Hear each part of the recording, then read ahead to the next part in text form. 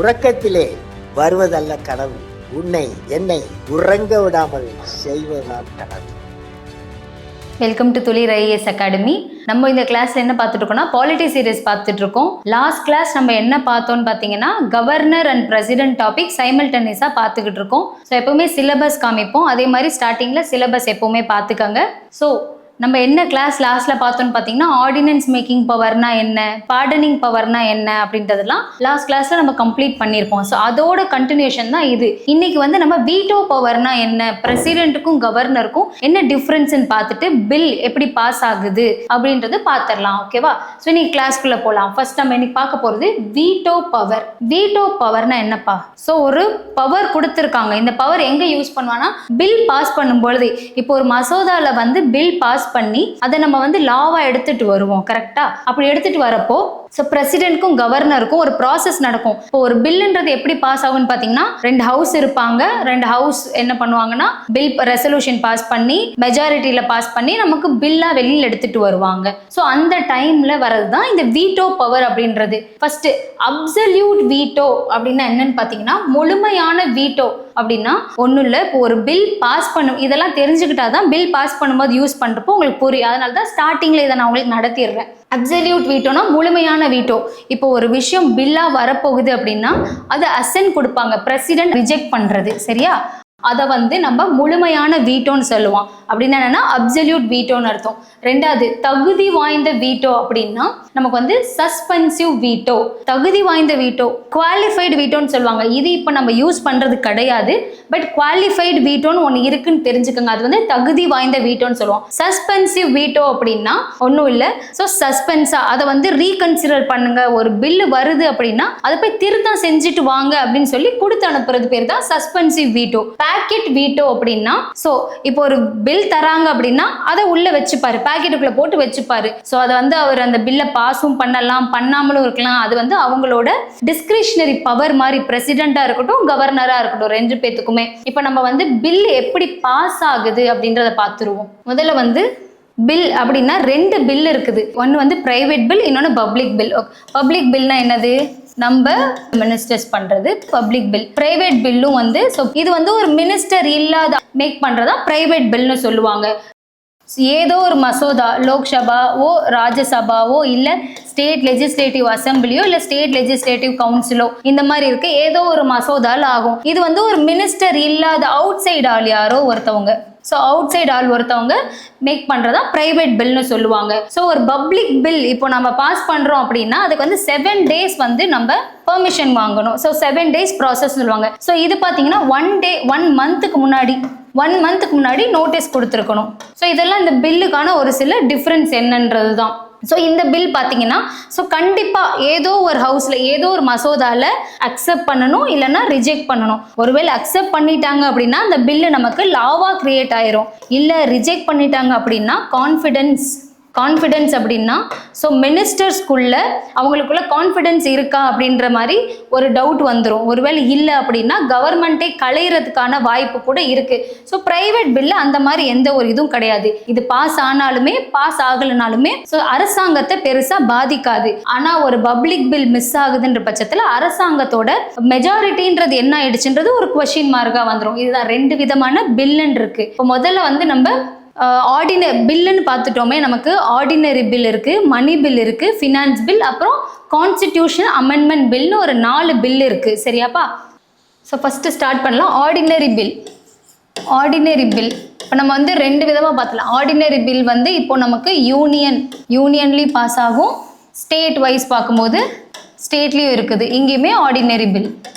So ரெண்டுத்துக்கும் என்ன வித்தியாசம் அப்படின்றதான். சரியா? இப்போ ஒரு பில் பாஸ் ஆகணும் அப்படின்னா ஃபர்ஸ்ட் என்ன பண்ணுவாங்க? ஆர்டினரி பில்னா சாதாரண மசோதான்னு அர்த்தம் தமிழ்ல. ஸோ ரெண்டுத்துலேயும் ஒரு சாதாரண மசோதான்ற ஒரு பில் எப்படி வருதுன்னு பார்த்தா, இப்போ யூனியன் எடுத்துட்டோன்னா யார் யார் இருப்பாங்க? லோக்சபா, ராஜ்யசபா. இந்த ரெண்டு ஹவுஸ் தானே இங்கே இருப்பாங்க. ஸோ இந்த ரெண்டுல யாரோ ஒருத்தவங்க யாரு வேணாலும் இனிஷியேட் பண்ணலாம். ஒரு பில்லு பாஸ் பண்ண போறாங்க, ஒரு மசோதா பாஸ் பண்ண போறாங்க அப்படின்னா இந்த ரெண்டு ஹவுஸ்ல யாரோ ஒருத்தங்க, நம்ம ஃபார் எக்ஸாம்பிளுக்கு லோக்சபான்னு எடுத்துக்கலாம். இப்போ லோக்சபா என்ன பண்றாங்கன்னா ஃபர்ஸ்ட் ஒரு பில் பாஸ் பண்றாங்க. ஸோ இந்த பில் பாஸ் பண்ண பிறகு யாருக்கிட்ட போகும், 2வது ஹவுஸ் போகும். பட் இவங்க பாஸ் பண்ணும் பொழுதே அடுத்து 2வது ஹவுஸ்ன்றது ராஜ்யசபா அப்படின்ற ஒரு கைக்கு போகும். ஸோ இந்த பில் பாஸ் பண்ணும்பொழுது இந்த இடத்துல ஒரு 3 ரீடிங் நடக்கும். First reading, second reading, third reading. இந்த தேர்ட் ரீடிங்கில் என்ன பண்ணுவாங்க அப்படின்னா மெஜாரிட்டின்னு ஒரு வார்த்தை இருக்குது. So simple majority. So simple மெஜாரிட்டியில் இந்த பில்லை பாஸ் பண்ணுவாங்க. இந்த பில் பாஸ் ஆனோன்னு என்ன பண்ணும், ஹவுஸ் ஏதோ ஒரு பில் கிரியேட் பண்ணியிருக்காங்க, அதை கிரியேட் பண்ணி 2வது அவைக்கு அனுப்புகிறாங்க. இந்த 2வது அவை இதை என்ன பண்ணுவாங்க அப்படின்னா இவங்களுக்குள்ளேயும் ஒரு 3 ரீடிங் நடக்கும். First reading, second reading, third reading, ஒரு 3 ரீடிங் நடக்கும். ரீடிங் பண்ணோடனே சிம்பிள் மெஜாரிட்டியில் பாஸ் பண்ணுவாங்க. இது நார்மல் ப்ரொசீஜர். ஆனால் ஒரு வேளை இந்த 2வது ஹவுஸுக்கு வந்து என்னென்ன பவர் இருக்குது அப்படின்னா, ஃபர்ஸ்ட் இவங்க அசென்ட் பண்ணலாம். அசென்ட்னா என்ன சொன்னோன்னா அப்சல்யூட் வீட்டோ. ஓகேவா, அப்சல்யூட் வீட்டோ யூஸ் பண்ணலாம். அடுத்து சஸ்பென்சிவ் வீட்டோ. சஸ்பென்சிவ்னா ஸோ வித்ட்ரா இது பண்ணுறது. ஒன்று அவங்க ரிஜெக்ட் இது வந்து அக்செப்டும் பண்ணலாம், ரிஜெக்டும் பண்ணலாம். அதுதான் வந்து அப்சல்யூட் வீட்டோக்கான மீனிங். சஸ்பென்சிவ் வீட்டோனா போய் அவங்கள வித்ஹோல்டு பண்ணி கரெக்ஷன்ஸ் பண்ணிட்டு வாங்க அப்படின்னு சொல்றது பேர் தான் suspensive veto. So correction, so என்னென்ன கரெக்ஷன் பண்ணும் அது இல்லை அப்படின்னா பேக்கெட் வீட்டோன்னு சொல்லுவாங்க. Packet veto. ஆனால் இது இவங்க பேக்கெட் வீட்டோ யூஸ் பண்ணுற அவசியம் கிடையாது. ஏன்னா அது பிரசிடென்ட் கையில் போகும்போது அவங்க யூஸ் பண்ணுவாங்க. ஸோ அதை பற்றின எந்த முடிவு எடுக்காமல் இருக்குது.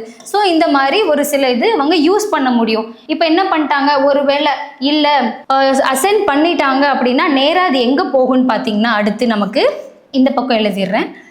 ஸோ இப்போ அந்த பில் என்ன போகும், ஓகே இப்போ 2 ஹவுஸ்லையுமே இவங்களும் சிம்பிள் மெஜாரிட்டியில் பாஸ் பண்ணிட்டாங்க. இல்லை நாங்கள் வந்து சஸ்பென்சிவ் வீட்டோ பாஸ் பண்ணுறோம், ஒரு சில திருத்தங்கள் செஞ்சு எடுத்துட்டு வாங்கன்னு சொன்னால் திருப்பி அது அவைக்கு போகும். திருத்தம் பண்ணிட்டு மறுபடியும் இங்கே வந்ததுக்கப்புறம் நேராக பிரசிடென்ட் கிட்ட போகும். யார்கிட்ட போகும், பிரசிடென்ட். ஏன்னா அது எந்த பில்லு, யூனியனில் பாஸ் ஆகிற பில்லா. ஸோ பிரசிடென்ட் கையில் போனோடனே பிரசிடென்ட் இந்த பில்லை என்னென்ன பண்ணலாம், அதே மாதிரி பிரசிடென்ட்ரவர் இந்த பில்லை அசென்ட் பண்ணலாம். இல்லைன்னா அதை வந்து வித்ஹோல்டு பண்ணலாம். வித்ஹோல்டுனா கரெக்ஷன்ஸ் பண்ணிட்டு வாங்கன்னு சொல்லி அனுப்புறது. So absolute veto, suspensive veto, அப்படி இல்லைன்னா பேக்கெட் வீட்டோன்னு சொல்லுவாங்க. ஸோ முடிவு எடுக்கவும் செய்யலாம், எடுக்காமல் அப்படியே போட்டு வைக்கலாம்னு சொல்கிறாங்க. ஓகேவா, ஒருவேளை இப்போ வித்ஹோல்ட் பண்ணியிருக்காரு, இதை வந்து நீங்கள் கரெக்ஷன்ஸ் எடுத்துட்டு வாங்க அப்படின்னு சொல்கிறப்போ இந்த பில்லு என்ன ஆகும்னா திருப்பி நமக்கு லோக்சபாக்கு போகும், கரெக்ஷன்ஸ் நடக்கும். கரெக்ஷன்ஸ் நடந்த உடனே அகைன் என்ன பண்ணுவாங்க அப்படின்னா இந்த பில் மறுபடியும் பிரசிடென்ட்டோட கன்சிடரேஷனுக்கு வரும். அப்படி பிரசிடென்ட் கன்சிடரேஷனுக்கு வரும் பொழுது பிரசிடென்ட் என்ன பண்ணணும் அப்படின்னா இந்த பில்லை அசென்ட் பண்ணியே ஆகணும் அப்படின்றது ஒரு முக்கியமான பாயிண்ட். ஸோ இப்படி தான் ஒரு பில் அப்படின்றது நமக்கு பாஸ் ஆகி அந்த பில் நமக்கு அசென்ட்டாக வருது. சரியா, ஸோ இப்போ இதில் மெயினாக நீங்கள் தெரிஞ்சுக்க வேண்டியது என்னன்னு பார்த்தீங்கன்னா, ஒரு ஆர்டினரி பில் அப்படின்னு வருதுன்னாவே நமக்கு அந்த பில் என்ன பண்ணும் அப்படின்னு பார்த்தீங்கன்னா, ஃபஸ்ட்டு எனி ஹவுஸ் அது லோக்சபாவும் இருக்கலாம், இல்லை ராஜ்யசபாவும் இருக்கலாம். பாஸ் பண்ணோன்னே என்ன மெஜாரிட்டியில் பாஸ் பண்ணுறாங்க, சிம்பிள் மெஜாரிட்டி. ஸோ சிம்பிள் மெஜாரிட்டியில் பாஸ் ஆகுது. ஸோ பாஸ் ஆன உடனே என்ன ஆகுது, ஸோ ஒன்ஸ் ரீகன்சிடர் பண்ண கொடுக்கலாம். Once reconsider, so one time reconsider பண்ணுவாங்க. அதுக்கப்புறம் அசென்ட் பண்ணினதுக்கப்புறம் அந்த பில் நமக்கு ஒரு ஆக்டாக கிரியேட் ஆகி நமக்கு வந்துடும். இதுதான் ஒரு பில்லோட ப்ரொசீஜர். இது வந்து நமக்கு பார்த்தீங்கன்னா லோக்சபா, ராஜ்யசபா. இதே மாதிரியே நமக்கு இன்னொரு பில்லும் இருக்குது. இன்னொரு பில் இல்லை, ஸோ சேம் இதே ப்ரொசீஜர் தான்ப்பா. இப்போ ஸ்டேட்டில் நடக்குது அப்படின்னா அதே மாதிரி தான் என்ன நடக்கும், ஸ்டேட் லெஜிஸ்லேட்டிவ் அசம்பிளின்னு இருக்கும், ஸ்டேட் லெஜிஸ்லேட்டிவ் கவுன்சில்னு 2 அவை இருக்குதா. ஸோ இந்த 2 அவையில் யார் வேணா, எனி ஹவுஸ். இது வந்து நம்ம ஸ்டேட்டுக்கு பார்க்குறோம், இப்போ பார்த்தது நம்ம யூனியனுக்கு. ஸோ இது மாதிரி எனி ஹவுஸ், நம்ம ஃபார் எக்ஸாம்பிள் ஸ்டேட் லெஜிஸ்லேட்டிவ் கவுன்சில்னு வச்சுப்போம். சரியா, ஸோ இந்த அவை என்ன பண்ணுறாங்கன்னா ஒரு பில்லை பாஸ் பண்ணுறாங்க. இந்த பில் பாஸ் பண்ணுறதுக்கு முன்னாடி இங்கே என்ன நடந்திருக்கும், first reading, second reading, third ரீடிங்னு 3 ரீடிங் நடந்து சேம் அதே மாதிரி சிம்பிள் மெஜாரிட்டியில் பாஸ் பண்ணுவாங்க. பாஸ் பண்ணோன்னே இது எங்கே போகும், state legislative assembly. So back to back நடத்துகிறேன்னா அவங்க 2த்துக்கு இருக்க வித்தியாசம் ஈஸியாக புரிஞ்சுக்க முடியும். அடுத்து ஸ்டேட் லெஜிஸ்லேட்டிவ் அசம்பிளிக்கு போகும். இவங்களும் என்ன பண்ணுவாங்க, first reading, second reading, third reading பண்ணி சிம்பிள் மெஜாரிட்டியில் பாஸ் பண்ணுவாங்க. ஸோ இவங்க சிம்பிள் மெஜாரிட்டியில் பாஸ் மட்டும் தான் பண்ணுமான்னு கிடையாது. ஸோ இவங்க என்னென்ன பண்ணலாம், இதுக்கு வந்து அசென்ட் கொடுத்து அனுப்பலாம், இல்லைன்னா இது வந்து சஸ்பென்சிவ் வீட்டோவும் யூஸ் பண்ணலாம், இல்லை பேக்கெட் வீட்டோ அப்படின்ற வீட்டோஸ் ஒரு சில பவரை இவங்க யூஸ் பண்ணிக்கலாம். ஸோ இப்போ ஓகே சிம்பிள் மெஜாரிட்டியில் பாஸ் ஆயிடுச்சுன்னா அடுத்து இது எங்கே போகும், அங்கே பிரசிடென்ட் கிட்ட போணுச்சு. இங்கே யார்கிட்ட போகணும்னு பார்த்தீங்கன்னா கவர்னர். சரியா? இது வந்து ஸ்டேட்ல பாஸ் ஆகிற பில்ன்றனால கவர்னர் கிட்டோம். ஸோ கவர்னருக்கு என்னென்ன பவர் இருக்கு? ஸோ கவர்னர் வந்து இதை அசென்ட் பண்ணலாம், இல்லைன்னா வேற என்ன பண்ணலாம்? Suspensive veto. ஓகேவா? சஸ்பென்சிவ் வீட்டோன்னு ஒன்று யூஸ் பண்ணலாம். சஸ்பென்சிவ் வீட்டோக்கு அப்புறம் பேக்கெட் வீட்டோ, இப்படி ஒரு சில வீட்டோஸை யூஸ் பண்ணலாம். பட் இதில் ஒரே ஒரு வித்தியாசம் என்னன்னு பார்த்தீங்கன்னா, கவர்னருக்கு ஒரு எக்ஸ்ட்ரா பவர் இருக்கு. அவரோட டிஸ்கிரிஷனரி பவர்னே சொல்லலாம். ஓகேவா? டிஸ்கிரிஷனரி பவர் என்ன பண்ணலாம்? ரிசர்வ் பண்ணலாம். He can reserve the bill to யாருக்கு? பிரசிடென்ட். ஸோ அந்த பில்லாவை பிரசிடென்ட்டுக்கு ரிசர்வ் பண்ணி வைக்கலான்னு சொல்றாங்க. ஆர்டிக்கல் பார்த்துக்கங்க.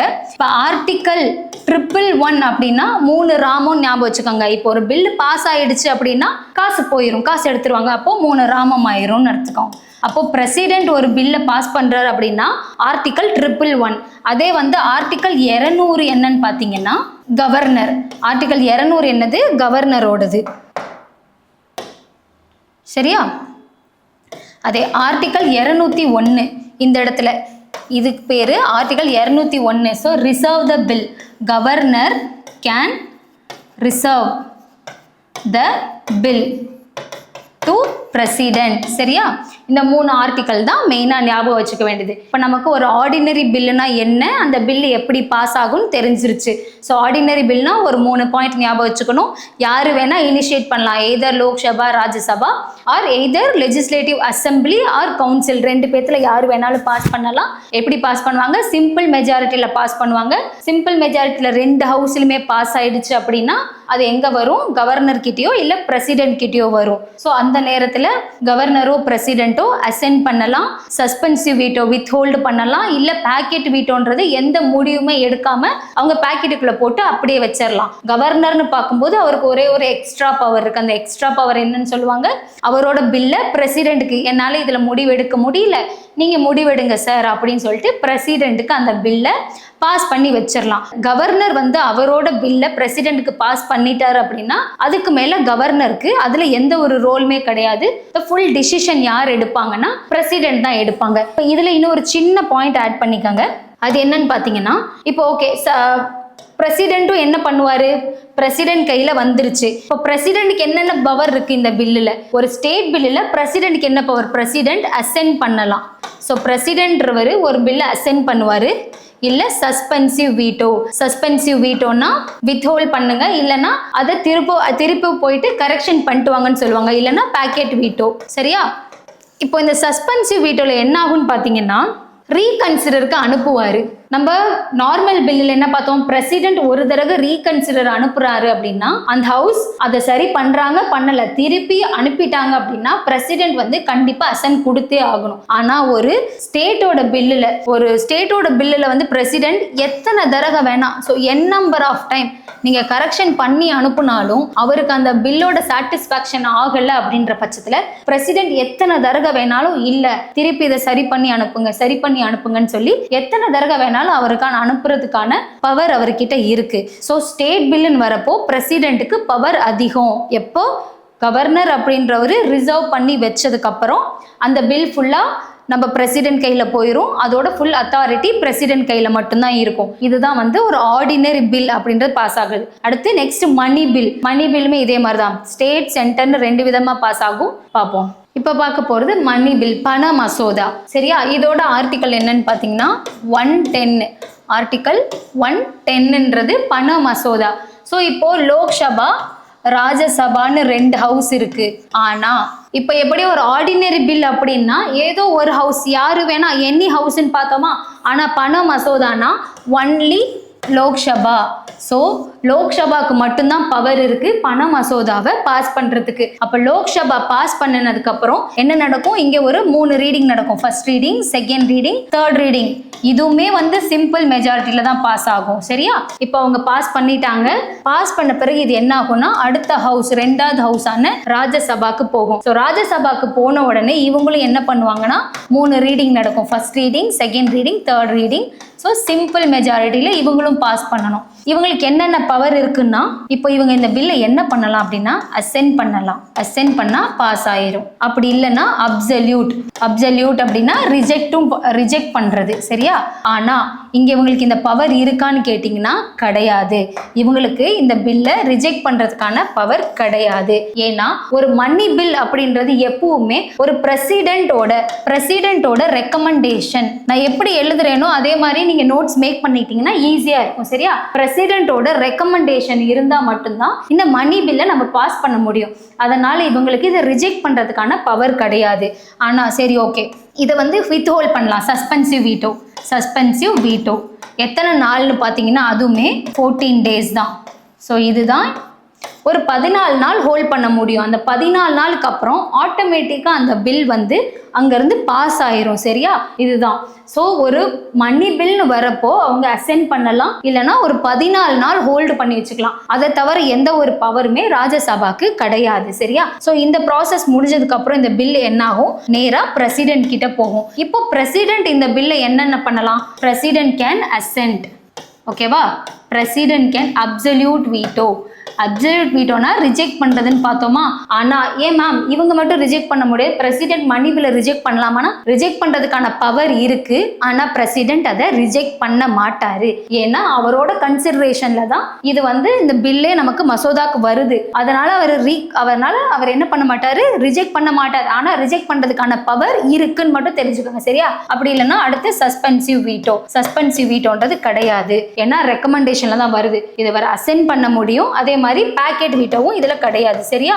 ஸோ இதுதான் மணி பில்லோட ப்ரொசீஜர். ஸோ இப்போ மணி பில்னு வரப்போ இப்போ ஆர்டினரி பில்ல பார்த்தீங்கன்னா லோக்சபாக்கும் ராஜ்யசபாக்கும் சேம் பவர் தான் இருந்திருக்கும். சரியா? ஆனா மணி பில்னு வரப்போ என்ன ஆகும்னா லோக்சபாக்கு அதிக பவர் இருக்கும், ராஜ்யசபாக்கு கம்மி பவர் இருக்கும். இதுதான் வந்து ஒரு பில்லு அப்படின்னு ஹவுஸ்ன்னு எடுக்கிறப்போ இப்போ வந்து பிரசிடென்ட் ஒரு ஆர்டினரி பில்ல பிரசிடென்ட்டோட பவர் என்னன்னு பார்த்தீங்கன்னா ஆர்டினரி பில்லுக்கு அதிகமாக இருக்கும். ஏன்னா யாரை வேணா ரிஜெக்ட் கூட பண்ணலாம். ஆனால் மணி பில்னு வரப்போ பிரசிடென்ட்டுக்கு வந்து பவர் வந்து கம்மியாக இருக்கும்.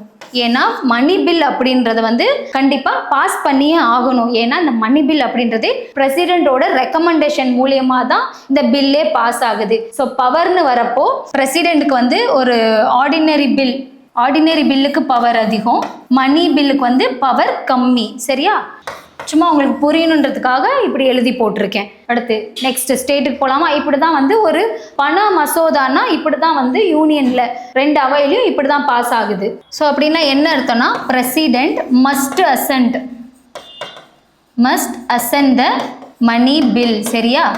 இது எப்போ வந்துச்சுன்னு பார்த்தீங்கன்னா 24th constitution amendment act. So இந்த அமெண்ட்மெண்ட் ஆக்டில் தான் ஒரு பிரசிடென்ட் அப்படின்றவர் மணி பில்லுக்கு கண்டிப்பாக அசென்ட் கொடுத்தே தான் ஆகணும் அப்படின்றது 24th கான்ஸ்டியூஷன் அமெண்ட்மெண்ட் ஆக்டில் தான் வந்திருக்குது. இப்போ ஸ்டேட்டில் எப்படி? இப்போ நம்ம வந்து யூனியனில் பார்த்துட்டோம். அடுத்து ஸ்டேட்டில் எப்படி வருதுன்னு பார்க்கலாம். இப்போ ஒன்று என்ன பார்த்தோம்? ஸ்டேட் லெஜிஸ்லேட்டிவ் அசம்பிளின்னு இருக்கும், இல்லைனா ஸ்டேட் லெஜிஸ்லேட்டிவ் கவுன்சில்னு 2 ஹவுஸ் இருக்கும். அதே மாதிரி தான் அப்போ மணி பில்னு வந்துட்டாவே யாருக்கு பவர் அதிகம்னா ஒருத்தங்களுக்கு தான். யாரு? State legislative assembly. அங்கே எப்படி நமக்கு லோக்சபா இருந்துச்சோ அந்த மாதிரி இங்கே ஸ்டேட் லெஜிஸ்லேட்டிவ் அசம்பிளின்னு ஒன்று இருக்குல்ல, அவங்களுக்கு தான் பவர் அதிகம். ஸோ இவங்க என்ன பண்ணுவாங்க அப்படின்னா first reading, second reading, third reading எடுத்து சிம்பிள் மெஜாரிட்டியில் பாஸ் பண்ணுவாங்க இந்த பில்லை. இந்த பாஸ் பண்ணோன்னே அதே மாதிரி ப்ரொசீஜர் தான் இப்போ இங்கேயும். அடுத்த ஸ்டேட் லெஜிஸ்லேட்டிவ் கவுன்சில் போகும். ஸோ இவங்க என்ன பண்ணலாம்? இதை அசென்ட் தான் பண்ண முடியும். இதை அவங்களால ரிஜெக்ட் பண்ண முடியாது. சஸ்பென்சிவ் வீட்டோவும் இதில் கிடையாது. அப்படியே இருந்தாலுமே 14 daysல அவங்க வித்ஹோல்டு பண்ணி வச்சாலுமே 14 நாளில் அதுவாகவே பாஸ் ஆயிரும். சரியா? ஸோ இப்படி பாஸ் பண்ண பிறகு இந்த பில் நேராக எங்கே போகும்னு பார்த்தீங்கன்னா நம்ம கவர்னர் கிட்ட போகும். ஸோ கவர்னர் கிட்ட போனோடனே கவர்னருக்கு என்னென்ன பவர் இந்த பில்லுல governor can assent the bill. ஓகேவா? அசென்ட் பண்ணிட்டாருன்னா பாஸ் ஆயிரும். அடுத்து அப்சல்யூட் வீட்டோ. அப்சல்யூட்னா ரிஜெக்ட் பண்றது. பண்ணலாம் ஆனா பண்ண மாட்டாரு. அங்க எப்படி பிரசிடென்ட்டோட ரெக்கமெண்டேஷன் மூலியமோ ஆனுச்சோ அதே மாதிரி தான் இங்கேயும் கவர்னரோட ப்ரியர் ரெக்கமெண்டேஷன் சொல்லுவாங்க. ஸோ ப்ரியர் ரெக்கமெண்டேஷன், அவரோட ப்ரியர் ரெக்கமெண்டேஷன் கிடைச்சா மட்டும்தான் அந்த பில்லே பாஸ் பண்ண முடியும். ஸோ அதனால governor can absolute veto use பண்ணலாம் ஆனா பண்ண மாட்டாங்க. அதுக்கப்புறம் சஸ்பென்சிவ் வீட்டோவும் கிடையாது. ஸோ பேக்கெட் வீட்டோ பண்ணலாமானா பண்ணலாம்.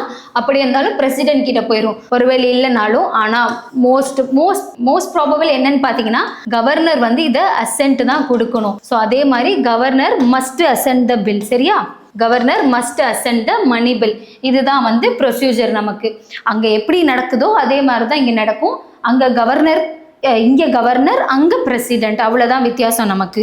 ஸோ அதே மாதிரி இப்போ கவர்னருக்கு பார்ப்போம். கவர்னர்னு வரும் பொழுது ஆர்டினரி பில் அப்படின்னா அவருக்கு பவர் அதிகம். இதே மணி பில்னு வந்துட்டா கவர்னருக்கு பவர் கம்மியாயிரும். ஏன்னா மஸ்ட் அசென்ட் த பில். நார்மலாக பில்லுன்னு பார்க்கும் பொழுது எந்த பில்லுக்கு பவர் அதிகம்? மணி பில்லுக்கு தான் பவர் அதிகம், ஆர்டினரி பில்லுக்கு பவர் கம்மி. இது வந்து பில்லாக பார்க்கும் பொழுது சரியா. ஏன்னா ஆர்டினரி பில்லை வந்து யாரு வேணா பண்ணலாம். எய்தர் லோக்சபா, ராஜ்யசபா, இல்ல ஸ்டேட் லெஜிஸ்லேட்டிவ் அசம்பிளியோ கவுன்சிலோ யாரு வேணா இனிஷியேட் பண்ண முடியும். ஆனா மணி பில்னு வரும் பொழுது ஒரே ஒரு ஹவுஸ் தான் பண்ண முடியும். அங்க யூனியன்ல பார்த்தா லோக்சபாவும், ஸ்டேட்ல வந்து லெஜிஸ்லேட்டிவ் அசம்பிளி மட்டும் தான் பண்ண முடியும். ஸோ பவர்னு பார்க்கும் பொழுது மணி பில்க்கு அதிக பவர். அதே கவர்னர்னு பார்க்கும் பொழுது, கவர்னரோ பிரசிடென்ட்டோ பார்க்கும் பொழுது ஆர்டினரி பில்க்கு பவர் அதிகம், மணி பில்க்கு கொஞ்சம் பவர் கம்மி தான். சரியா, அடுத்து ஸோ இது வரைக்கும் 2 பில் பார்த்துருக்கோம். ஒன்று வந்து என்ன பார்த்தோம்? ஆர்டினரி பில், சாதாரண மசோதா பார்த்துருக்கோம். அடுத்து பண மசோதா பார்த்துருக்கோம். 2 இது பார்த்து முடிச்சிருக்கோம். அடுத்த பில் பார்த்தீங்கன்னா கான்ஸ்டிடியூஷன் அமெண்ட்மெண்ட் பில்னு ஒன்று இருக்குது.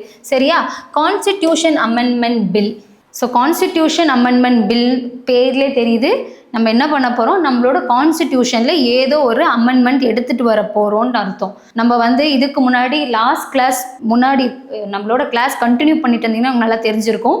இப்போ ஒரு ஸ்டேட் அப்படின்னா ஆர்டிகல் 3 படி ஒரு ஸ்டேட்டை இன்னொரு ஸ்டேட்டு கொடுக்குறாங்க, இல்லை பவுண்டரி சேஞ்ச் பண்ணுறாங்க, இல்லை குறைக்கிறாங்க அப்படின்னா நம்ம என்ன பார்த்தோம்? கான்ஸ்டிடியூஷன் அமெண்ட்மெண்ட் அப்படின்றது ஒன்று தேவையே இல்லை அப்படின்னு பார்த்தோம். கரெக்டாக, அதுக்கு தேவையில்லை. ஆனால் ஒரு ஃபாரின் டெரிட்டரி இன்னொரு டெரிட்டரிக்கு எடுத்து கொடுக்கும் பொழுது நம்ம கான்ஸ்டிடியூஷனில் அமெண்ட்மெண்ட் பண்ணி தான் கொடுக்கணும் அப்படின்ற ஒரு பாயிண்ட் பார்த்துருப்போம். சரியா, இப்போ கான்ஸ்டிடியூஷன் அமெண்ட்மெண்ட்டோட ஆர்டிகல் வந்து ஆர்டிகல் 368. சரியா, அதே மாதிரி இன்னொரு மேஜர் டிஃப்ரென்ஸ் என்னன்னு பார்த்தீங்கன்னா இது வந்து ஒன்லி பார்லிமெண்ட்ல மட்டும்தான் பண்ண முடியும். இதுக்கும் ஸ்டேட்டுக்கும் எந்த ஒரு பவர், ஸ்டேட் சைடு போகும்போது பவர் கிடையாது. Only parliament have the power to pass the constitution amendment bill. சரியா, ஸ்டேட்னு வரும்போது state can pass the resolution to parliament. So ஒரு ஸ்டேட்டோட பவர் என்னன்னு பார்த்தீங்கன்னா ஒரு ரெசல்யூஷன் வேணால் பாஸ் பண்ணலாம். எங்களுக்கு இதில் சேஞ்ச் பண்ணித்தாங்கன்னு சொல்லி பார்லிமெண்ட்க்கு ரெசல்யூஷன் பாஸ் பண்ணலாமே தவிர அவங்களுக்கு தனியாக கான்ஸ்டிடியூஷன் அமெண்ட்மெண்ட் பில்னு ஒன்று இருக்கான்னு கேட்டால் இல்லை. சரியா, இப்போ ஓகே, இந்த பில் எப்படி பாஸ் ஆகுதுன்னு பார்ப்போம். அதே மாதிரி தான்ப்பா இந்த பில்லுக்கு பார்த்தீங்கன்னா லோக்சபா, ராஜ்யசபா, ஒன்லி பார்லிமெண்ட்னு சொல்லிட்டோம். ஸோ லோக்சபா, ராஜ்யசபா யார் வேணால் பாஸ் பண்ணலாம். ஆனால் இப்போ வந்து லோக்சபாவே பாஸ் பண்ணுறோன்னு வச்சுக்கிட்டா ஸ்பெஷல் மெஜாரிட்டி. சரியா, இவ்வளோ நேரம் நம்ம பார்த்துட்டு இருந்தது வந்து சிம்பிள் மெஜாரிட்டி பார்த்தோம். சிம்பிள் மெஜாரிட்டினா ஒன்றும் இல்லை. ஸோ எத்தனை பேர் இருக்காங்களா? 50+1. இப்போ சிம்பிள் மெஜாரிட்டி அப்படின்னா 50% +1 இந்த அளவுக்கு இருந்தால் போதும். ஸோ இப்போ ஒரு ஹவுஸில் வந்து எத்தனை பேர் வந்திருக்காங்களோ, இப்போ ஒரு ஃபார் எக்ஸாம்பிள் தான் சொல்கிறேன். ஃபார் எக்ஸாம்பிள் உங்களுக்கு புரிஞ்சுக்கணுக்காக, இப்போ ஒரு ஹவுஸில் வந்து 200 பேர் இருக்காங்க. இப்போ இதில் வந்து 150 பேர் தான் ஹவுஸில் வந்திருக்காங்க அப்படின்னா இதில் பாதி எவ்வளோ? 75. இந்த 75 +1 அப்போ 76 பேர் கொடுத்தா இந்த சிம்பிள் மெஜாரிட்டி அப்படின்றது நமக்கு பாஸ் ஆயிரும். இதே ஸ்பெஷல் மெஜாரிட்டினா என்னன்னு பார்த்தீங்கன்னா இப்போ டோட்டல் ஹவுஸ், இப்போ டோட்டல் மெம்பர்ல 2/3 ஆஃப் மெம்பர். சரியா, இதுதான் வேர்டு. ஸோ இதில் வந்து ப்ரெசன்ட் அண்ட் ஓட்டிங். ஆனால் ஸ்பெஷல் மெஜாரிட்டினா டோட்டல் மெம்பர்ஸ். இப்போ ஒரு ஹவுஸில் 200 பேர் இருக்காங்கன்னா அந்த 200ல் 2/3 எவ்வளோ வராங்களோ அந்த அளவுக்கு மெஜாரிட்டி இருந்தால் மட்டும்தான் இந்த கான்ஸ்டியூஷன் அமெண்ட்மெண்ட் பில்ன்றது நமக்கு பாஸ் ஆகும். சரியா, இப்போ என்ன ஆயிடுச்சு? ஹவுஸில் பாஸ் பண்ணிட்டாங்க. அடுத்து எங்கே போகும்?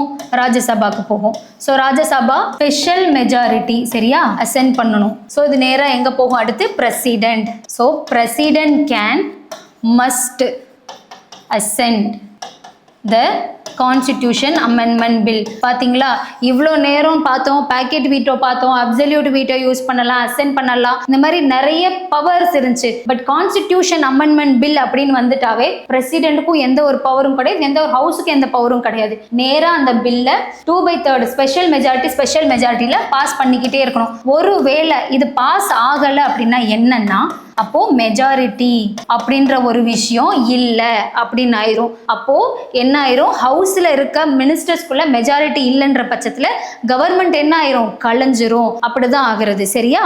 ஸோ மெஜாரிட்டி அப்படின்றது ரொம்ப முக்கியமான ஒன்று. ஒருவேளை மெஜாரிட்டி இல்லாமல் இந்த பில்லெல்லாம் கேன்சல் ஆகுது அப்படின்னா கவர்மெண்ட்டே கலைஞ்சிரும். நம்ம பார்லிமெண்ட் படிக்கும்பொழுது மோஷன்னா என்னன்றது படிப்போம். இதை வந்து என்னன்னா, ஸோ கலெக்டிவ் ரெஸ்பான்சிபிலிட்டியாக இருக்கணும் அப்படிங்க.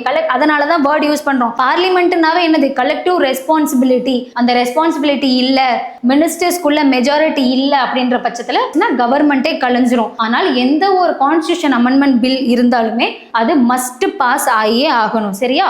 சரி, இப்போ நம்ம வந்து ஒரு 3 பில் பார்த்துருக்கோம். கரெக்டாக? இப்போ இந்த 3 பில்லையும் பாருங்களேன். முதல்ல என்ன பண்ணோம், ஆர்டினரி பில். அடுத்து என்ன பாஸ் பண்ணோம், மணி பில். அடுத்து கான்ஸ்டிடியூஷன் அமெண்ட்மெண்ட் பில்னு.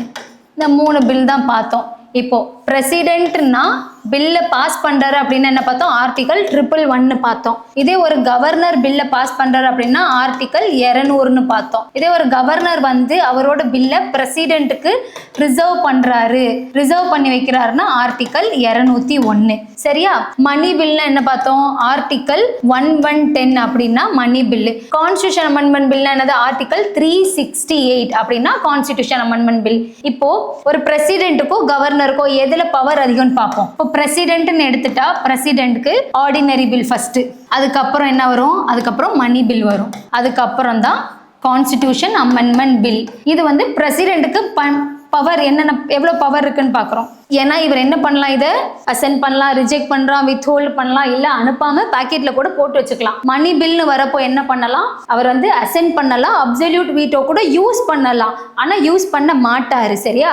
அப்போ அடுத்து இப்படி போகும்போது கொஞ்சம் பவர் குறையுது. கான்ஸ்டிடியூஷன் அமெண்ட்மெண்ட் பில்னு வரும்போது மஸ்ட் அசென்ட், எந்த ஒரு பவருமே கிடையாது, கண்டிப்பாக அவர் அசென்ட் பண்ணியே தான் ஆகணும். ஸோ இப்படி வரப்போ பிரசிடென்ட்டுக்கு ஆர்டினரி பில்லில் வந்து பவர் அதிகம். இதே தான் நமக்கு கவர்னர்னு எடுத்துக்கோங்க. இப்போ ஸோ இவருக்கு பதிலாக இங்கே கவர்னர் இருந்தால் கவர்னருக்கு வந்து ஃபர்ஸ்ட் ஆர்டினரி பில்லு, அப்புறம் மணி பில்லு தான். ஸோ கான்ஸ்டிடியூஷன் அமெண்ட்மெண்ட் பில் அப்படின்றது ஒன்று வந்து கிடையாது. ஸோ இதுக்கப்புறம் என்ன வந்துன்னா நமக்கு ஃபினான்ஸ் பில்லெல்லாம் இருக்குது. சரியா? இப்போ பார்ப்போம், அடுத்து ஃபினான்ஸ் பில் என்னன்றதை பார்ப்போம். ஸோ இப்போ பில்லுன்னு பார்க்கும் பொழுதும் எந்த பில்லுக்கு அதிக மவுஸ்ன்னு பார்த்தீங்கன்னா கான்ஸ்டிடியூஷன் அமெண்ட்மெண்ட் பில்லு தான். அதுக்கு தான் அதிக மோர் பவர். கரெக்டா? இதுக்கு அடுத்து வந்து நமக்கு மணி பில்ன்றது அதிக பவர், அதுக்கப்புறம் நமக்கு வந்து ஆர்டினரி பில்னு வந்துடும். ஸோ இதுதான் ஒரு பில்லோட பவர். இது வந்து பில்லில் பிரசிடென்ட்டுக்கோ கவர்னருக்கோ இருக்க பவர். இதுதான்ப்பா 3 பில்லு பார்த்தாச்சு, ஸ்டேட்டுக்கும் பார்த்தாச்சு, சென்டருக்கும் பார்த்தாச்சு. சரியா? அடுத்து இன்னொரு பில் இருக்கு, என்னன்னா ஃபினான்ஸ் பில்னு சொல்லுவாங்க. ஸோ மணி சம்மந்தப்பட்டமா எதுவாக இருந்தாலும், இப்போ கண்டிஜென்சி ஃபண்ட்லேருந்து திடீர்னு எடுக்கணும், கிராண்ட் அண்ட் எய்ட் ஏதாவது கொடுக்கணும், காசு வேணும் அப்படின்ற பட்சத்தில் உடனே என்ன பண்ணுவாங்கன்னா ஃபினான்ஸ் பில்லுன்னு ஒன்று பாஸ் பண்ணுவாங்க. பாருங்க, இப்போ என்ன பார்க்கணும், ஃபினான்ஸ் பில். ஃபினான்ஸ் பில்லில் வந்து 2 இருக்கு. இதில் என்னன்னு பார்த்தீங்கன்னா ஃபினான்ஸ் பில் 1, இன்னொன்று வந்து ஃபினான்ஸ் பில் 2 பார்ப்போம். இப்போ ஃபினான்ஸ் பில் 1 ஒரு சின்ன வித்தியாசம் இருக்கும், ரெண்டுத்துக்குமே ஒரு சின்ன வித்தியாசம் வரும். ஸோ ஃபினான்ஸ் பில் 1 என்னன்னு பார்த்தீங்கன்னா ஃபர்ஸ்ட் ஸ்டேஜ் மட்டும் act like a money bill. ஒன்றும் இல்லை, லோக்சபா மட்டும்தான் பாஸ் பண்ண முடியும்னு சொல்கிறேன். சரியா? மணி பில் என்ன பார்த்தோம், லோக்சபா மட்டும் பாஸ் பண்ண முடியும், ராஜ்யசபாவுக்கு பவர் இல்லை. இதுக்கப்புறம் எல்லாமே, ஸோ அப்புறம் செகண்ட் ஸ்டேஜ் எல்லாமே ஆர்டினரி பில் மாதிரி தான். சரியா? நான் ஷார்ட்டாக எழுதுறேன், நீங்கள் புரிஞ்சுக்கோங்க. இது வந்து ordinary bill. So second stage எல்லாமே ஆர்டினரி. அப்படின்னா என்னது, ஒன்றும் இல்லை, 2 சிம்பிள் மெஜாரிட்டியில் பாஸ் ஆகும், 3 ரீடிங் நடக்கும், first reading, second reading, third reading, 3 reading நடக்கும். அடுத்து எங்கே போகும், ராஜ்யசபாக்கு போகும். ஸோ ராஜ்யசபாக்கு ஆர்டினரி பில் என்னென்ன பவர் இருக்குது, அசென்ட் பண்ணலாம், அப்சல்யூட் வீட்டோ யூஸ் பண்ணலாம், சஸ்பென்சிவ் வீட்டோ யூஸ் பண்ணலாம், பேக்கெட் வீட்டோ யூஸ். ஸோ இந்த மாதிரி ஒரு சில பவர்ஸ் இருக்கா. ஸோ இந்த 3 வீட்டோவும் யூஸ் பண்ணலாம். அதுக்கடுத்து என்ன ஆகும், இது பிரசிடென்ட் கிட்ட போகும். ஸோ பிரசிடென்ட் என்ன பண்ணலாம், அசென்ட் பண்ணலாம், absolute veto, suspensive veto use பண்ணலாம், இல்லை பேக்கெட் வீட்டோ கூட யூஸ் பண்ணலாம்னு சொல்றாங்க. இப்படிதான் ஒரு ஃபினான்ஸ் பில் 1 வந்து இப்படிதான் நமக்கு பாஸ் ஆகும். இப்போ அடுத்து ஃபினான்ஸ் பில் 2 எப்படி பாஸ் ஆகும், இது ஆஸ் யூஷுவல் ரொம்ப நார்மல். ஒரு ஆர்டினரி பில் எப்படி பாஸ் ஆகுமா, இது வந்து pass like a ordinary bill. சரியா? ஒரு ஆர்டினரி பில் எப்படி பாஸ் ஆகுமோ அப்படியே தான் இதுவுமே பாஸ் ஆகும். என்னது? லோக்சபா இல்ல ராஜ்யசபா யாரு வேணா இதை பாஸ் பண்ணலாம். எக்ஸாம்பிளுக்கு இப்ப ராஜ்யசபா பாஸ் பண்ணது சிம்பிள் மெஜாரிட்டில பாஸ் பண்றாங்க. அடுத்து லோக்சபா போகும், அவங்களும் சிம்பிள் மெஜாரிட்டில பண்ணுவாங்க. அதுக்கு அடுத்து பிரசிடென்ட்டோ கவர்னரோ யாரு கையில வேணா வரும்.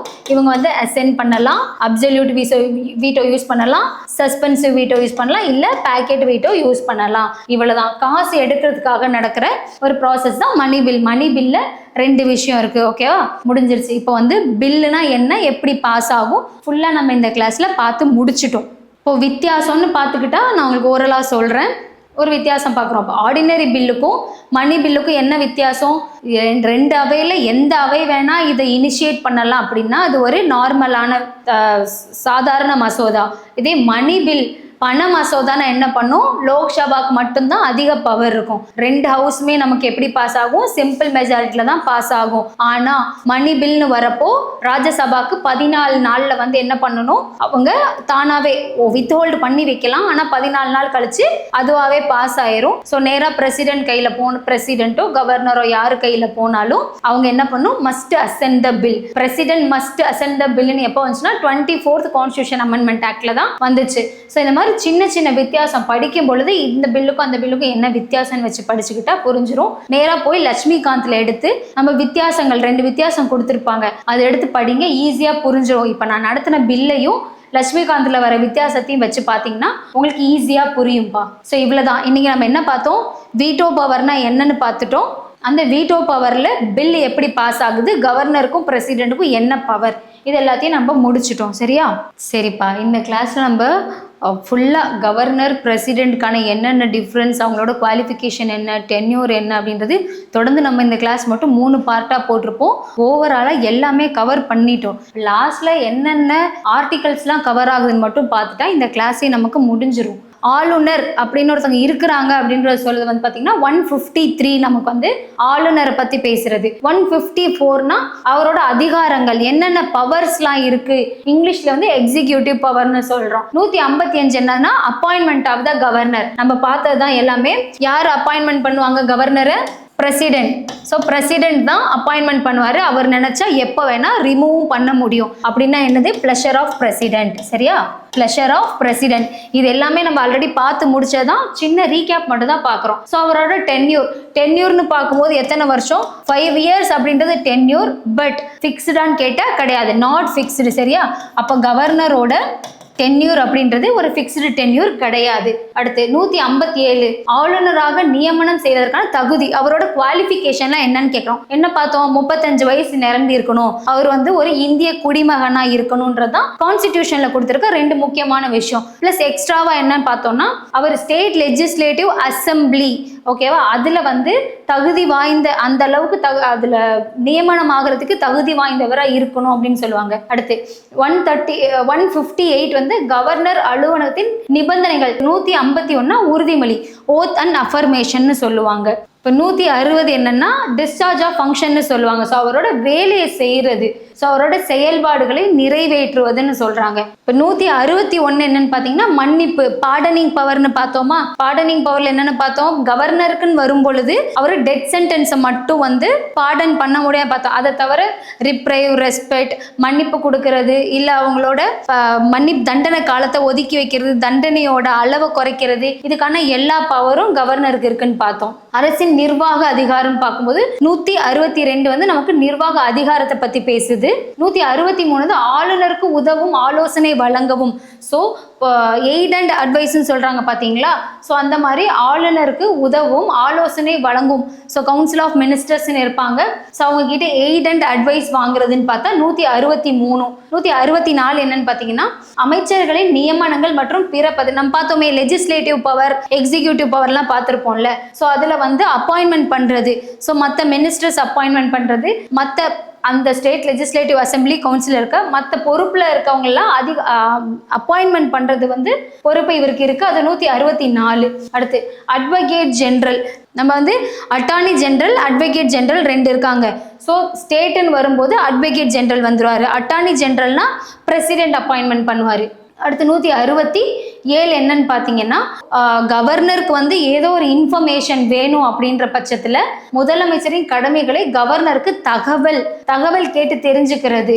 இப்போ duties of chief minister regarding furnishing of the information. So governor வந்து இன்ஃபர்மேஷன் சீக் பண்ணுறதுக்கான பவர் இருக்கு அப்படின்னு சொல்றது 167. இங்கிலீஷில் அவங்க ஃபுல்லாக பார்த்துக்காங்க. இது வந்து நமக்கு லட்சுமிகாந்தில் இருக்கிறதா. நீங்கள் நேராக கிளாஸ் முடிச்சதுக்கப்புறம் போய் புக்கை ஓப்பன் பண்ணி பார்த்து ஒரு தடவை படிச்சுக்கோங்க. ஸோ இதெல்லாம் கவர்னருக்கு.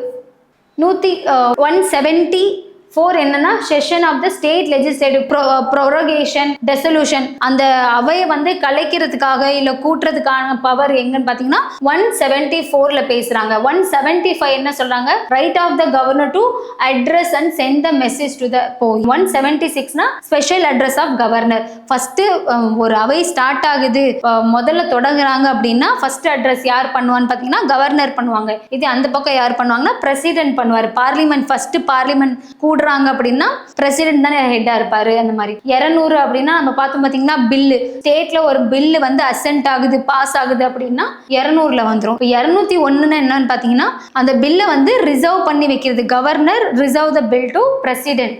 213னா நம்ம பார்த்துட்டோம் ப்ரொமல்கேஷன் ஆஃப் த ஆர்டினன்ஸ். இது பிரசிடென்ட்னு வரப்போ 1 2 3ன்னு சொன்னோம். ஸோ வேகமாக 1 2 3ன்றதுக்குள்ள ஆர்டினன்ஸ் போட்டுருவாங்க.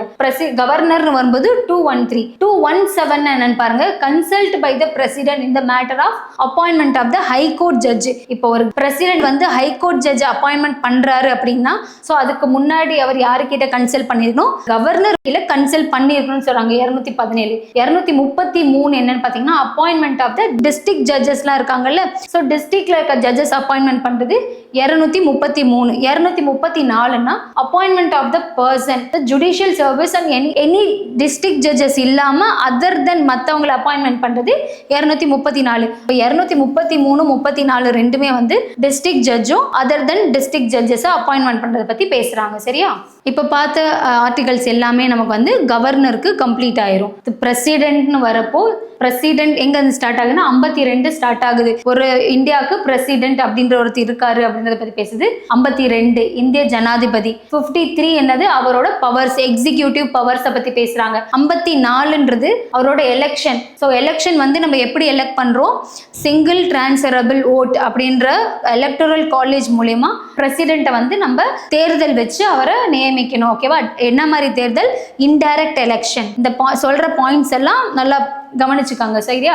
Indirect election. அடுத்து மேனர் ஆஃப் எலெக்ஷன் எப்படின்னா electoral colleges. 55. 56 term of office. இவரோட டேர்ம் என்ன? 5 இயர்ஸ் வந்து இவரோட டேர்ம் இருக்கும். சரியா? அதோட பதவி காலம். 57 வந்து எலிஜிபிள் ஃபார் ரீ எலெக்ஷன். ஆமா. ஸோ ஒரு பிரசிடென்டா நிக்கிறவர் வந்து ஒரு தடவை தான் பிரசிடென்ட் ஆக முடியுமானா அப்படி கிடையாது. So N number of time, எத்தனை தடவை வேணா அவர் திரும்ப ஜனாதிபதி ஆகிக்கிட்டே இருக்கலாம். ஃபார் எக்ஸாம்பிள் அப்படியே ஆப்போசிட் எங்கன்னு பார்த்தீங்கன்னா யூஎஸ்ல வந்து ஒரு பர்சன் ரெண்டு டேர்முக்கு மேல 2 தடவைக்கு மேல அவங்க பிரசிடென்ட் ஆக முடியாது. நம்ம இந்தியாவில் அந்த மாதிரி எதுவும் கிடையாது. அந்த மாதிரி நேச்சுரலைசேஷன் மூலியமா வந்தவங்க பிரசிடென்ட் ஆக முடியும்.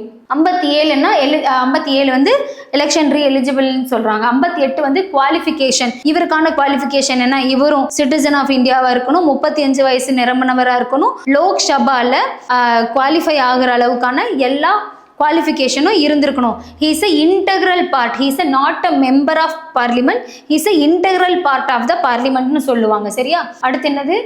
கண்டிஷன். ஸோ ஒரு கண்டிஷன் அப்படின்னா 2 இடத்துல வேலை பார்க்கக்கூடாது, அது ஆஃபீஸ் ஆஃப் ப்ராஃபிட்னு சொல்லுவாங்க. அந்த மாதிரி பண்ணக்கூடாது அப்படின்றதான் அவரோட வேற என்னென்ன குவாலிஃபிகேஷன் இருக்கணும் கண்டிஷன்ஸ் பத்தி பேசுறாங்க. Oath and affirmation. பிரசிடென்ட் யார்கிட்ட ஓத் அண்ட் அஃபர்மேஷன் எடுப்பாரு? சிஜேஐ. சரியா? அப்படி சிஜேஐ இல்லாத பட்சத்துல வேற யார் வருவாங்க? சீனியர் மோஸ்ட் ஜட்ஜஸ் இருப்பாங்க. அவங்கள்ட்ட தான் வந்து இவர் உறுதிமொழி எடுப்பாருன்னு சொல்றாங்க. அது 60 பேசுறது அவரோட உறுதிமொழி. 61 என்னது? Impeachment of the president. So impeachment அப்படின்ற வார்த்தை நம்ம வந்து பிரசிடென்ட்க்கு மட்டும்தான் யூஸ் பண்ணுவோம்னு சொல்லிட்டோம். ஸோ இவரை டைரக்டா இம்பீச் பண்ண முடியுமான்னா கிடையாது. இவரை இம்பீச் பண்றதுக்கு முன்னாடி இவருக்கு இன்ஃபார்ம் பண்ணி நோட்டீஸ் கொடுத்துருக்கணும். ஸோ 2 ஹவுஸ்லையுமே வந்து எஃபெக்டிவ் ஸ்பெஷல் மெஜாரிட்டி, சரியாதான் 2/3 மெஜாரிட்டியில வந்து அவங்க ரெசல்யூஷன் பாஸ் பண்ணி அதுக்கப்புறமா தான் இம்பீச்மெண்ட்டே பண்ண முடியும். ஸோ இம்பீச்மெண்ட்ன்றது சின்ன ப்ராசஸ்லாம் கிடையாது. அடுத்து 62 என்னது? வேகன்சி ஆயிடுச்சு அப்படின்னா time of holding the election.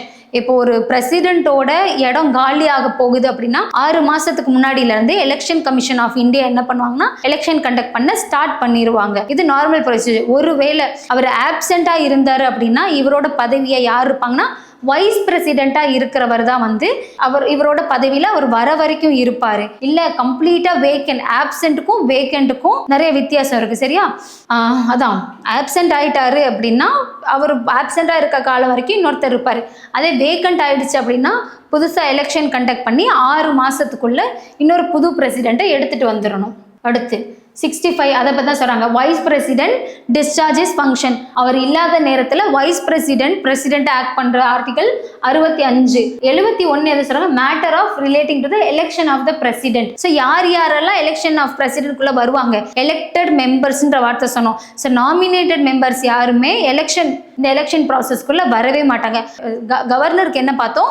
Governor அப்படின்றவங்க அப்பாயின்மெண்ட் பண்றாங்க, பிரசிடென்ட் அப்படின்றவங்க எலெக்ட் பண்றாங்க. ஸோ எலெக்டட் மெம்பர் ஆஃப் லோக்சபான்னு பார்த்தோமா, லோக்சபா ராஜ்யசபா இவங்க வருவாங்க. அப்புறம் புதுச்சேரி டெல்லி இவங்களும் வருவாங்க. நாமினேட்டட் மெம்பர்ஸ் யாருமே வரமாட்டாங்கன்னு பார்த்தோம். 72 என்னது? Power of president pardoning. So pardoning பவர்னு வரும்பொழுது பிரசிடென்ட்டுக்கு அதிக பவர் இருக்கு கம்பேர் டு கவர்னர்.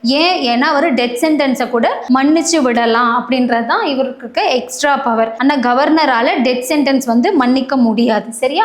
அடுத்து 74 என்னன்னு பாத்தீங்கன்னா எய்ட் அண்ட் அட்வைஸ். 74 வந்து பிரசிடென்ட் அப்படின்றவர் ஒரு president council of ministers aid and advice கொடுப்பாங்க. அது படி நடந்துக்கணும் அப்படின்ற பத்தி பேசுறது 74. அது வந்து 75 என்னன்னு பாத்தீங்கன்னா like other appointment, term, salary இது எல்லாத்தையுமே பாக்குறதோ அதை பிக்ஸ் பண்றது. அது வந்து 75. 76 அட்டார்னி ஜெனரல். அங்க வந்து அட்வொகேட் ஜெனரல் பார்த்தோமா, இங்க வந்து அட்டார்னி ஜெனரல். 77 ஃபங்க்ஷன். அங்க பாருங்க conduct the business of the government of India. So என்னென்ன வேலை செய்வாருன்றத பத்தி பேசுறது 77. 78 duties of prime minister respect of information கேட்கறது ஒன்றும் இல்லை. இப்போ 78 என்ன? President can seek the information to the prime minister. So இது வந்து இவரோட ஒரு டிஸ்கிரிஷனரி பவர்னு சொல்லுவோம். இவர் வந்து தேவை அப்படின்னா இன்ஃபர்மேஷன்ஸ் கேட்கலாம். இது பிரசிடென்ட்டோட டிஸ்கிரிஷனரி பவர். 85 செஷன்ஸ். இப்போ ஒரு பார்லிமெண்ட் ஸ்டார்ட் ஆகுது அப்படின்னா ப்ரொரகேஷன், சம்மன், ப்ரொரகேஷன் அப்படின்றது எத்தனை செஷன் இருக்குன்னு பார்த்தோம்? 3 செஷன் நடக்கும் நமக்கு. என்னன்னு பார்த்தீங்கன்னா மான்சூன் செஷன் நடக்கும், வின்டர் செஷன் நடக்கும். ஸோ அது மாதிரி எமர்ஜென்சி செஷன்ஸ் நடக்கும். அந்த செஷன்ஸ்க்கு எல்லாத்தையும் அதை ஸ்டார்ட் பண்ணுறது எண்ட் பண்ணுறது யாருன்னு பார்த்தீங்கன்னா பிரசிடென்ட் தான். அவருக்கு தான் பவர் இருக்கு. 85ல் 111 3 கோடுனா ராமோன்னு சொன்னேன்னா அப்போ அசென்ட் கொடுத்துட்டா பில்லு பாஸ் ஆயிரும். பில்லு பாஸ் ஆனால் காசு போயிரும்னு சொன்னேன். அப்போ 111னா அசென்ட் கொடுக்கறது. பார்லிமெண்ட்ல ஒரு பில்லுக்கு அசென்ட் கொடுக்கறது 111. பாருங்க, பாராளுமன்றத்தில் நிறைவேற்றப்பட்ட மசோதாக்கு ஒப்புதல் அளித்தல். அடுத்து 112னா யூனியன் பட்ஜெட். ஸோ நிதி ஆண்டு அறிவறிக்கை, பட்ஜெட் செஷன், மான்சூன் செஷன் பார்த்தோம்ல. ஸோ அந்த பட்ஜெட் செஷனுக்கு இந்த யூனியன் பட்ஜெட் செஷனை பண்ணுறவரும் நம்ம பிரசிடென்ட் தான்.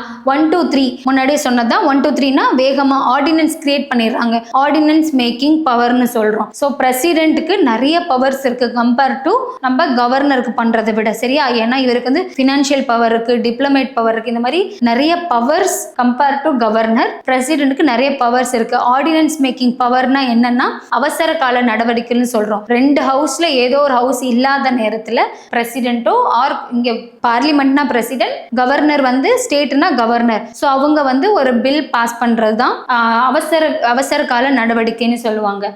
பிரசிடென்ட்க்கு என்னது 1 2 3. 143னா president consult with supreme court. President consult with supreme court. ஓகேவா?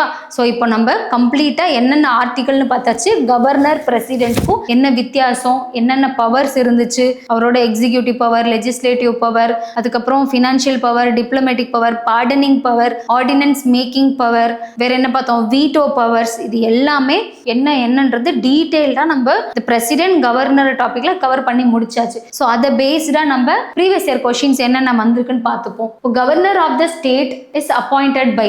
இதெல்லாம் நம்ம கவர்னர் ஸ்டார்டிங் நம்மளோட ஃபர்ஸ்ட் கிளாஸ்லேயே பார்த்துட்டோம் அவங்களோட அப்பாயின்மெண்ட் பற்றிலாம். ஸோ இப்போவும் சொன்னேன், யார் அப்பாயின்மெண்ட் பண்ணுறா? பிரசிடென்ட் தான் அப்பாயின்மெண்ட் பண்ணுறாங்க. ஸோ இதுக்கு ஆன்சர் என்னது? President. Each state is headed by governor. அப்போ ஒவ்வொரு மாநிலம் ஆளுநரை தலைமையின் கீழ் உள்ளதுன்னு சொல்றாங்க. அப்போ ஃபர்ஸ்ட் ஸ்டேட்மெண்ட் எஸ் ட்ரூ.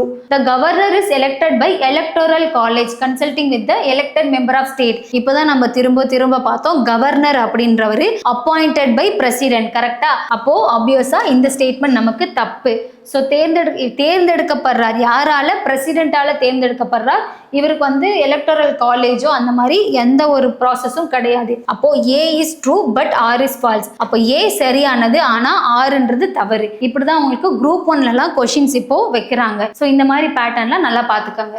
அடுத்து ஆர்டிக்கல் வச்சு கொஸ்டின் கேட்டிருக்காங்க பாருங்க. இப்போ 150 இப்போ என்னன்னா கரெக்ட்லி மேட்ச்டு, எது வந்து இட்ஸ் கரெக்ட்லி மேட்ச்டு மட்டும் தான் கேட்டிருக்காங்க. இப்போ 160 தான் வந்து ஓத் அண்ட் அஃபர்மேஷன் பார்த்தோம். ஸோ இந்த கொஸ்டின் எது கரெக்டாக மேட்ச் ஆயிருக்குன்னு கேட்டிருக்காங்களா? இப்போ 153ன்றது நமக்கு எதை பற்றி பேசுகிறாங்கன்னு பார்த்தீங்கன்னா கவர்னர். ஸோ கவர்னர்னு ஒருத்தர் இருக்காரு அப்படின்றது. ஸோ அப்பாயின்மெண்ட் ஆஃப் கவர்னர் பற்றி சொல்கிறது தான் நமக்கு 153. அப்போது எக்ஸிக்யூட்டிவ் பவர்ன்றது நமக்கு கிடையாது. 155 எதை பற்றி பேசுறாங்கன்னு பாருங்க. 155ன்றது இது வந்து அப்பாயின்மெண்ட் ஆஃப், யார் அப்பாயின்மெண்ட் பண்றா? President governor. இவர் வந்து கவர்னர்னு ஒருத்தர் இருப்பாரு அப்படின்றத பத்தி பேசுறது 153. அவரோட அப்பாயின்மெண்ட் பத்தி பேசுறது வந்து 155. சரியா?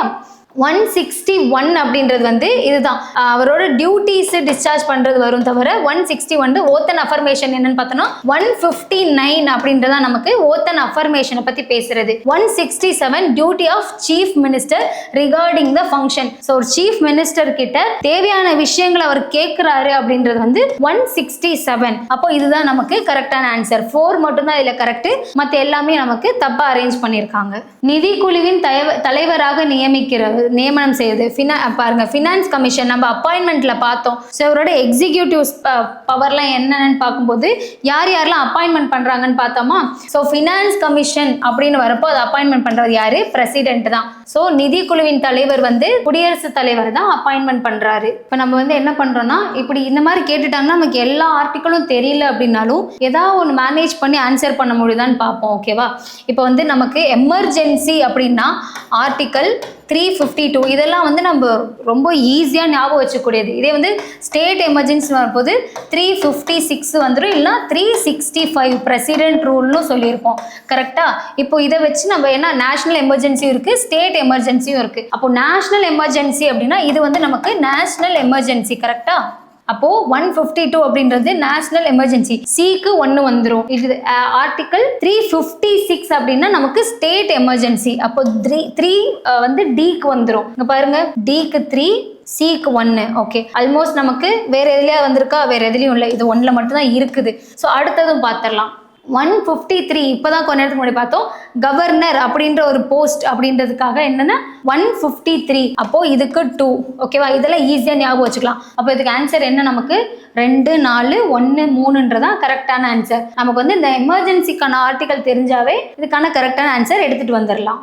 மணி பில்னா என்ன ஆர்டிக்கல் பார்த்தோம்? ஆர்டிக்கல் 110 அப்படின்றது மணி பில் கீழே வந்துடும். ஒரு மணி பில் இன்ட்ரடியூஸ் பண்ணணும்னா யாரோட நான் சொன்னேன் பார்த்தீங்களா? இப்போ பிரசிடென்ட்டோட ப்ரியர் ரெக்கமெண்டேஷன் இருக்கிறனால தான் மணி பில் அப்படின்றது மஸ்ட் அசன்ற வார்த்தையை பார்த்தோம். அப்போ யாரோட ப்ரியர் ரெக்கமெண்டேஷன்னா பிரசிடென்ட்டோட ப்ரியர் ரெக்கமெண்டேஷன் வேணும். Which one of the following statements not correct? கொஸ்டின்ல வந்து எது தப்புன்னு கேட்டிருக்காங்க. எந்த இது தப்பு? President shall address the both house of the parliament. ஆமா, ஃபர்ஸ்ட் செஷன் ஆரம்பிக்கும் பொழுது பிரசிடென்ட் தான் இது பண்றாரு. ஸோ அப்போ அந்த statement correct. President has right to send the message of the house of the parliament. Correct. ஏன்னா அவர் தான் அட்ரஸும் பண்றாரு, மெசேஜ் சென்ட் பண்றது, ரெண்டுமே கரெக்டான statement. President shawl have the power to preside over the joint sitting. இங்கே தான்ப்பா முக்கியம். நீங்க ஈஸியா கரெக்ட் தானேன்ட்டு போயிருவீங்க. ப்ரிசைடுன்னு சொல்லியிருக்காங்க. நான் இந்த ஜாயிண்ட் சிட்டிங் நடத்தும் போதே சொன்னேன், ப்ரிசைட் பண்றவர்ன்றது யாரு? ஸ்பீக்கர். ஸோ அப்போ joint sitting presided by speaker. சரியா?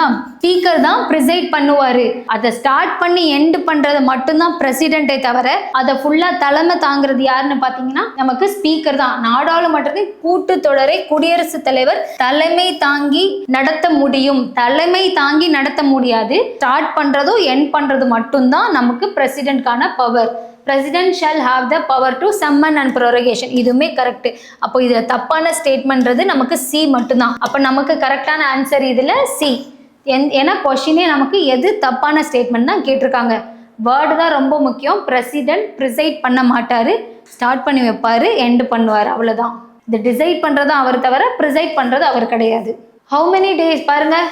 இப்போ பிரசிடென்ட் இம்பீச்மெண்ட் பண்றாங்க அப்படின்னா 14 நாளுக்கு முன்னாடி 2 மாசத்துக்கு முன்னாடி சொல்லிடுவாங்க. ஆனா 14 டேஸ்க்கு முன்னாடி ஒரு நோட்டீஸும் கொடுப்பாங்க. அந்த நோட்டீஸ் பாஸ் ஆகணும், அவர் இம்பீச்மெண்ட் பண்றாங்க அப்படின்னா. சரியா? இப்போ நம்ம பார்க்கும்போது ஆர்டிக்கல்ல பார்த்தோம். இதெல்லாமே ஆர்டிகல்ஸ் படிச்சாவே நமக்கு ஈஸியா தெரிஞ்சிடும். டிஸ்ட்ரிக்ட் ஜட்ஜ் அப்பாயின்மெண்ட் பண்றவர் யாருன்னு பார்த்தோம், கவர்னர் தான் அப்பாயின்மெண்ட் பண்றாரு. Match. President, prime minister, chief minister, governor. Okay, பிரசிடென்ட்ரவர் யாருன்னு சொல்லேன், head of the government of the India. சரியா? இந்த மாதிரி first citizen of the India, real head of, பாருங்க எல்லாமே ஒரே மாதிரி இருக்கும். Head of the government of India, government of ஸ்டேட்னு சொன்னாதான் பிரசிடென்ட் வருவாருன்னு சொல்லியிருக்கேன். சரியா? இப்போ நம்ம மேட்ச் பண்ணி பார்ப்போம். இப்போ நமக்கு தெரிஞ்ச வரைக்குமே பிரசிடென்ட் வந்து யாரு, ஃபர்ஸ்ட் சிட்டிசன் ஆஃப் இந்தியான்றத பார்த்தோம். He is the first citizen of India. Second citizen வரப்போ வைஸ் பிரசிடென்ட், அப்போ செகண்ட். இப்போ ஏக்கு 2 வந்துருச்சு. அடுத்து பிரைம் மினிஸ்டர் அப்படின்றவர் head of the government of the India. இப்போ இதே வந்து கவர்மெண்ட் ஆஃப் ஸ்டேட்னு இருந்தா வேணா நம்ம அதை என்னன்னு சொல்லுவோம், பிரசிடென்ட்னு சொல்லுவோம். இதுக்கு முன்னாடி ப்ரீவியஸ் இயர் கொஸ்டினும் பார்த்தோம். அப்போ ஹெட் ஆஃப் தி ஸ்டேட் யாருன்னா president, head of the government of இந்தியான்னு யாருன்னு பார்த்தீங்கன்னா பிரைம் மினிஸ்டர். அப்போ இதுக்கு என்ன ஆன்சரு, 4, பிக்கு 4. அடுத்து chief minister. Chief minister is real executive. நம்ம பார்த்தோம் பார்த்தீங்களா, சிஎம்ஓ இப்போ பார்லிமெண்ட்டுன்னு வந்துட்டுனா பிஎம்ஓ கவுன்சில் ஆஃப் மினிஸ்டர் தான் வந்து ரியல் எக்ஸிக்யூட்டிவ். சரியா? அதே மாதிரி நமக்கு ஸ்டேட் சைடு கவர்னர் பக்கம் போயிட்டோன்னா சிஎம்ஓ கவுன்சில் ஆஃப் மினிஸ்டர் தான் ரியல் எக்ஸிக்யூட்டிவ். பிரசிடென்ட்ரவர் யாருன்னா நாமினல். ஜஸ்ட் அவர் பேர்ல எல்லாமே நடக்கும் தவிர அவருக்கு ரியல் பவர் கிடையாது. அப்போ பிரசிடென்ட் அப்படின்றவர் நாமினல் எக்ஸிக்யூட்டிவ். அதுக்கடுத்து nominal head of state executive கொடுத்தனால சிஎம்.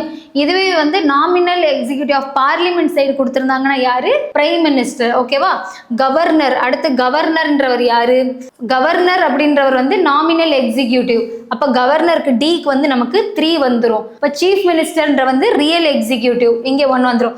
அப்போ 2, 4, 1, 3 தான் ஆன்சர். இங்கே பாருங்க 2, 4, 1, 3. ஈஸியா இது உங்களுக்கு மேட்ச் பண்ணிடலாம், ரொம்ப கஷ்டமாலாம் இருக்காது.